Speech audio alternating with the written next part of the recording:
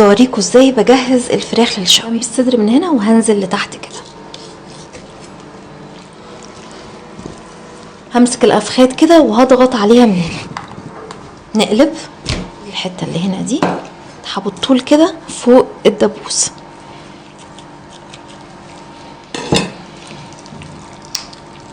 الدبوس عشان اقدر اوصل ليه التتبيله كلها بنفس الطريقه.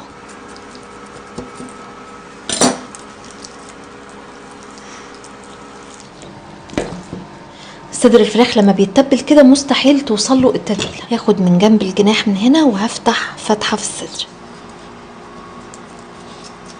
احافظ على الجلد كده التتبيله تدخل كل مكان في الصدر. نعمل الناحيه التانية من جنب الجناح وهفتح كده.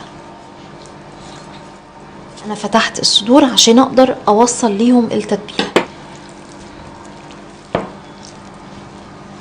نعمل لها تتبيله سريعه. احط معلقه ثوم، معلقه من الجنزبيل، احط شرايح البصل المجفف شويه، بابريكا مدخنه، ملح،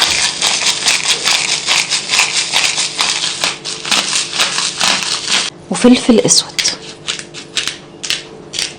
معلقه من هريسه الشطه، احط عصير ليمون،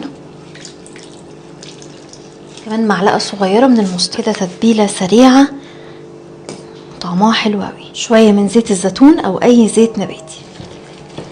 الصدر كله دخلت فيه التتبيله كلها وفي نفس الوقت ما شلناش الجلد. سيبها اقل حاجه ساعه في التتبيله او نتبلها قبلها بيوم.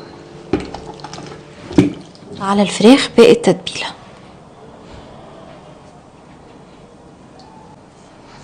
اخر حاجه هحط شويه من الكزبره المجفف، ودي تقدروا تعملوها في البيت. ساعه ونص في الفرن. بصل عليه رشه سماق، رشه ملح،